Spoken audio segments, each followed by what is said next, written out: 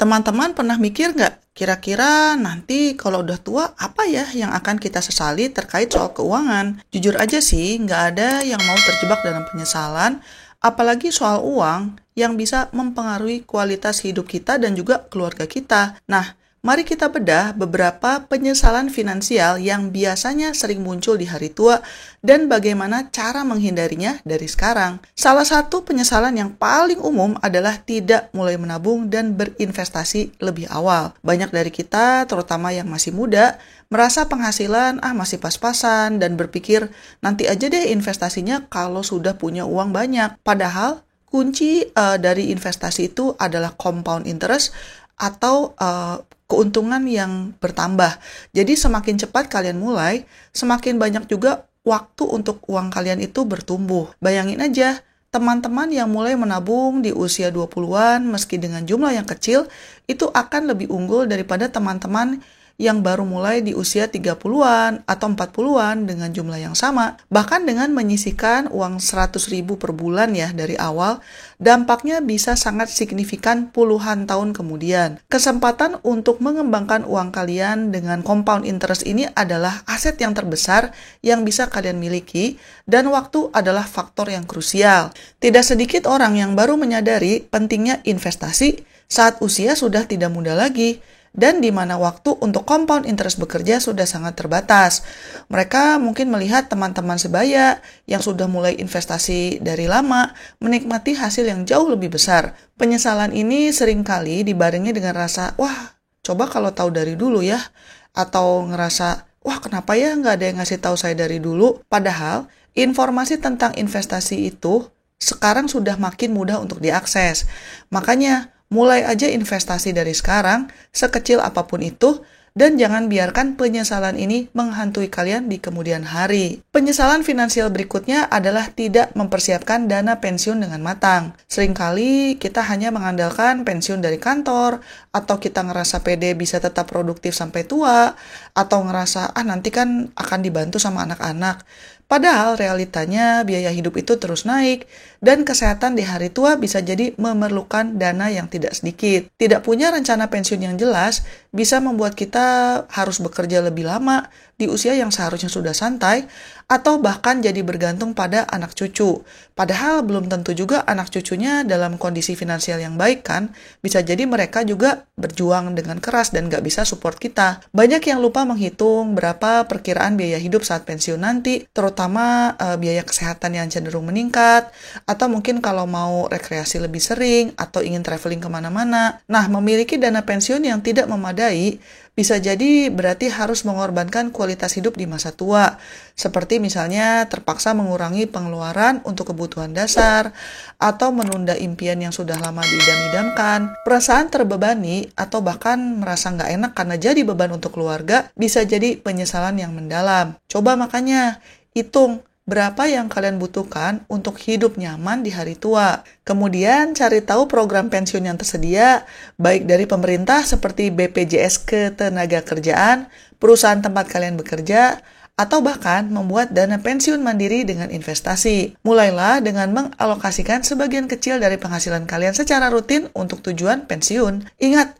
lebih baik kita punya uang berlebih daripada kekurangan saat menghadapi masa pensiun. Kemudian, ada juga penyesalan finansial karena terlalu boros dan tidak mengelola uang dengan bijak. Godaan diskon, tren terbaru, atau gaya hidup hedon memang sulit dihindari di era konsumsi seperti sekarang. Banyak orang yang ngerasa terjebak dalam ngerasa, nggak mau kalah, atau yang sering disebut dengan fear of missing out atau FOMO, dan akhirnya membeli barang-barang yang sebenarnya tidak dibutuhkan hanya karena melihat orang lain memilikinya. Tapi, pengeluaran yang tidak terkendali bisa menjadi bumerang, apalagi kalau sampai terjerat utang konsumtif seperti utang kartu kredit atau utang pinjaman online yang berbunga tinggi. Utang ini ibarat lubang hitam yang bisa menguras penghasilan dan menumpukan beban finansial di pundak kita. Di hari tua, Utang-utang ini bisa menjadi beban yang sangat berat dan menguras tabungan yang seharusnya bisa membuat kita menikmati masa pensiun.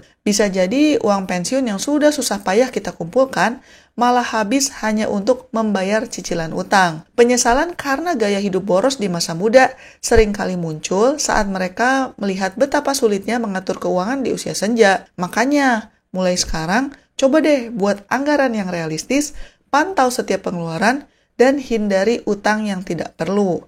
Kalaupun harus berhutang, pastikan itu untuk hal-hal produktif seperti investasi, modal usaha, atau pembelian aset yang nilainya bisa bertambah di kemudian hari. Disiplin dalam mengelola keuangan adalah kunci untuk terhindar dari jeratan utang yang menyesakan di hari tua.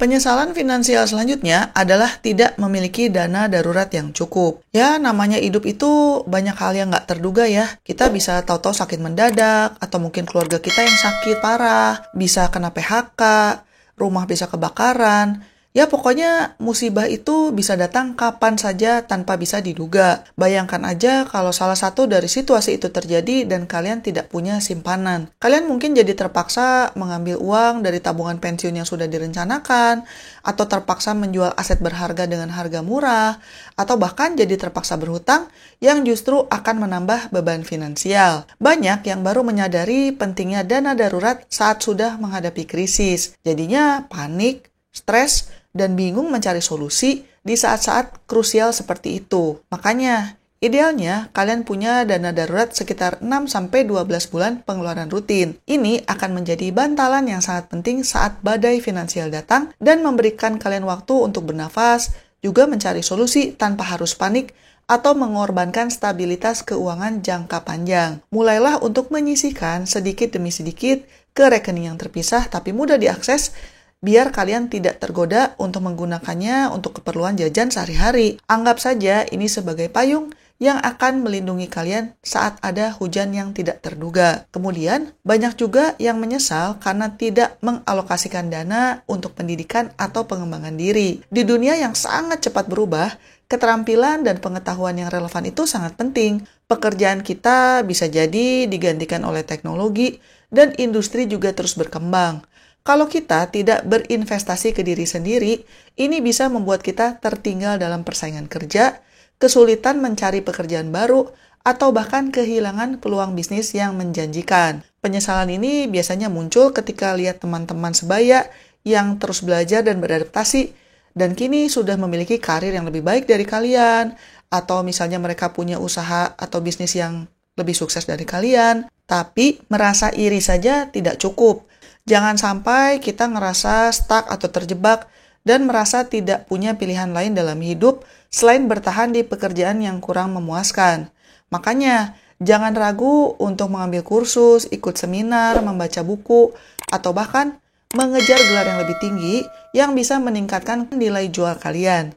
Ini adalah investasi jangka panjang yang akan sangat bermanfaat di masa depan, tidak hanya dari segi finansial, tapi juga kepuasan pribadi dan relevansi di dunia kerja.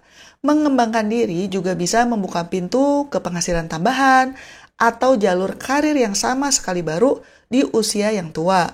Ingat, belajar itu kan seumur hidup ya, dan investasi yang terbaik adalah investasi ke diri sendiri. Dan penyesalan finansial yang terakhir adalah tidak memiliki asuransi yang memadai. Banyak dari kita yang merasa asuransi itu buang-buang uang atau nggak penting sampai terjadi hal-hal yang tidak terduga. Padahal asuransi, baik itu asuransi kesehatan, jiwa, atau properti, bisa berfungsi sebagai jaring pengaman finansial tambahan. Bayangkan saja, biaya pengobatan penyakit kritis bisa sangat besar dan menguras seluruh tabungan yang sudah kalian kumpulkan seumur hidup. Atau misalnya, gimana tuh keluarga bisa bertahan kalau yang mencari nafkah tiba-tiba berpulang gitu. Tanpa asuransi yang cukup, satu kejadian tak terduga saja bisa menjerumuskan kalian atau keluarga ke dalam kesulitan finansial yang parah di hari tua. Perasaan menyesal karena tidak melindungi diri dan orang-orang tercinta dengan baik bisa jadi sangat menyakitkan. Makanya, luangkan waktu untuk mengevaluasi kebutuhan asuransi kalian, sesuaikan dengan gaya hidup, tanggungan dan risiko yang mungkin dihadapi. Ini adalah investasi kecil yang bisa mencegah kerugian besar di masa depan dan memberikan ketenangan pikiran. Intinya sih, teman-teman, penyesalan finansial di hari tua itu seringkali berakar pada keputusan yang kita ambil saat ini. Makanya, jangan tunda untuk mulai menata keuangan. Bikin rencana, patuhi anggaran, investasikan uang kalian dengan bijak, jangan lupa membuat dana darurat, dan pastikan kalian punya jaringan pengamanan berupa asuransi. Dengan begitu, di hari tua nanti, insya Allah kalian bisa menikmati hidup dengan tenang dan penuh syukur, dan bukannya dengan penuh penyesalan. Sekian dulu episode kali ini, dan selamat mencari kebahagiaan. Bye-bye.